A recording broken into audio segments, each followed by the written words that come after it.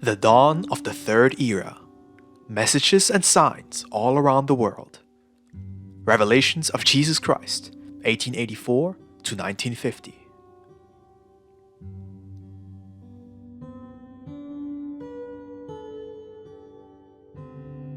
The first revelation. Thus saith the Lord. This is a day of commemoration. On a day like this, I consecrated my first spokesmen to make known through them my new commandments and my new revelations.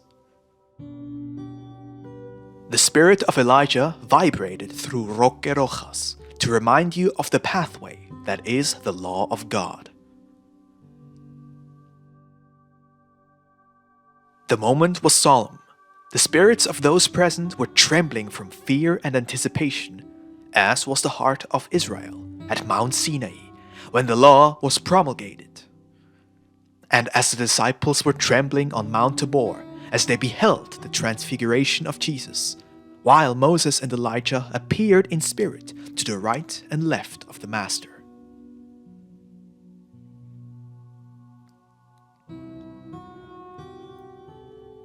That first day of September 1866 was the birth of a new era, the dawn of a new day, the third era which was opened before humanity.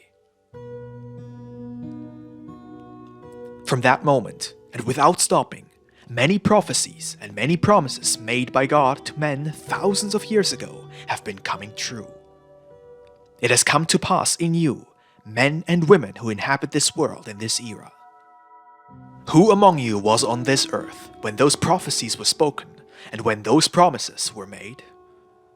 Only I know that, but the important thing is that you know that I promised it to you and that I am fulfilling it.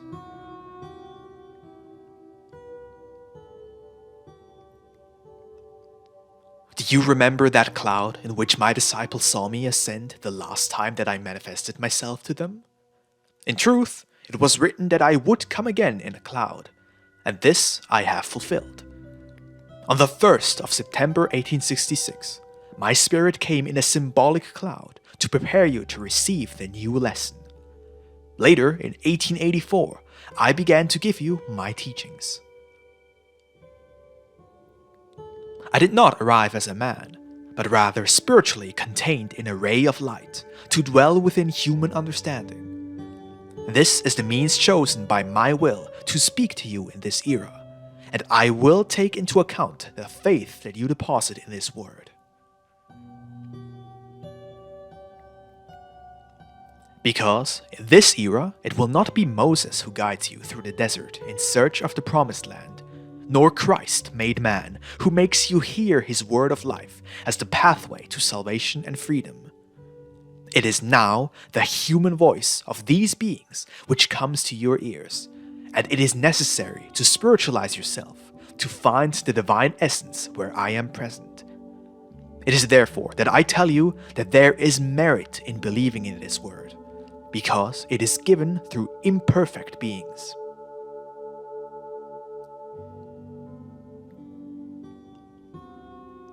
In 1866, the first congregation of spiritualists, disciples of this doctrine, was born. Under the light of my spirit and oriented by Elijah, those first children began to receive the inklings of a message, which now, at its ending, you are receiving in abundance.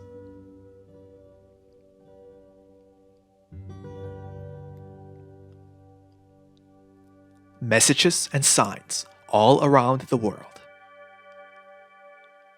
Elijah, who would come first to prepare the pathway of the Lord, manifested himself for the first time through a human speaker in 1866. Do you wish to dictate a few moments to investigate the signs and events that took place in all its sequence and coincided with the period of that manifestation? Again, it will be the men of science who will study the stars, those who in ancient times were called the wise men, those who will testify that the heavens have given signs that are divine voices.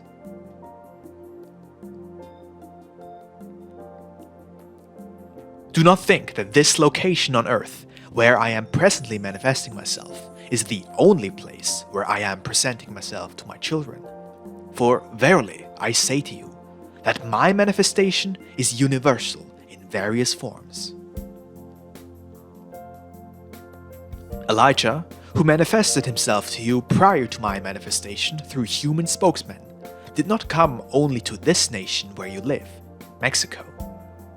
He went from one place to another throughout the earth, announcing the arrival of a new era, and also informing humanity that the kingdom of heaven would soon descend upon mankind.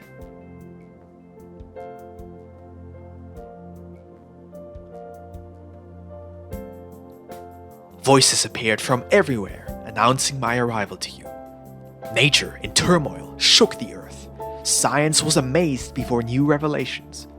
The spiritual valley descended upon men, and in spite of that, humanity remained deaf before those voices that announced a new era.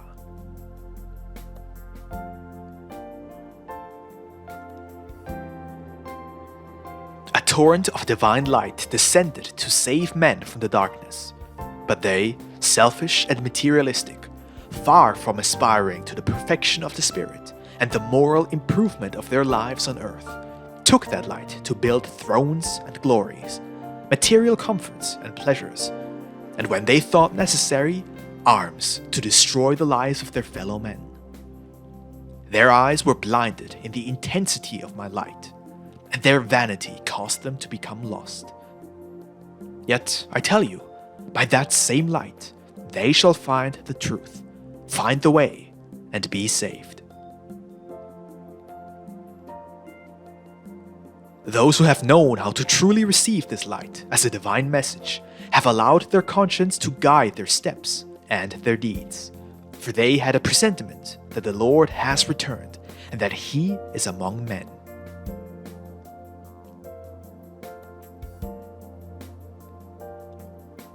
The representatives of the various sects and religions have not wanted to receive me. Their hearts, their dignity, and their false grandeur prevents them from accepting me in spirit. For that reason, groups have been formed during this era on this earth, which consist of brotherhood and congregations who feel the presence of the new era. Those who seek solitude to pray and to receive inspirations of the Lord.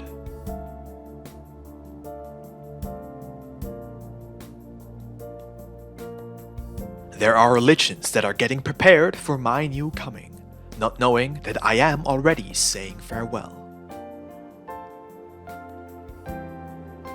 I called everyone, and in truth, my call and the rumor that I am communicating with mankind arrived to every corner of the earth, accompanied by testimonies and evidence that speak of me.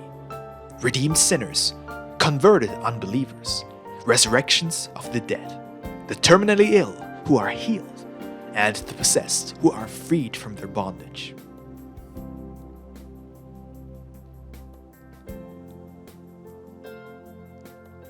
But I found many of them deaf, others vain in their earthly glory, and yet others fearful of knowing of my manifestation as the Spirit of truth.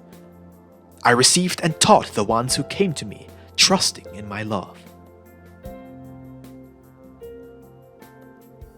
People of other lands shall come to this people, multitudes anxious to ask you of the spiritual happenings that you have witnessed in this era, as well as of the revelations and prophecies that I have given you.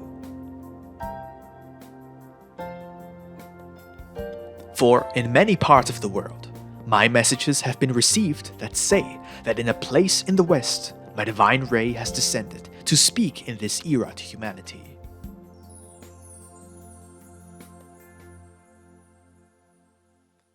You shall see how, when the time comes, other people and nations shall come looking for you.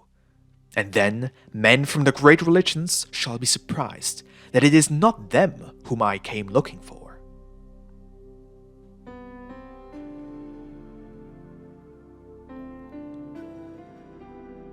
How little my new manifestation interests the world.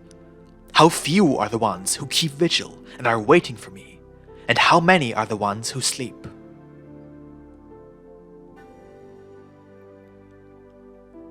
Many are waiting for my return, yet not all perceive my true spiritual presence during this era. Some, because of their old belief, think that I will return as a man. Others believe that I will return in a manner visible to the material eye. Only a few are aware of the true nature of my return, which is spiritual. Some ask and wonder what form I will take, what day and time I will arrive, or where I will appear.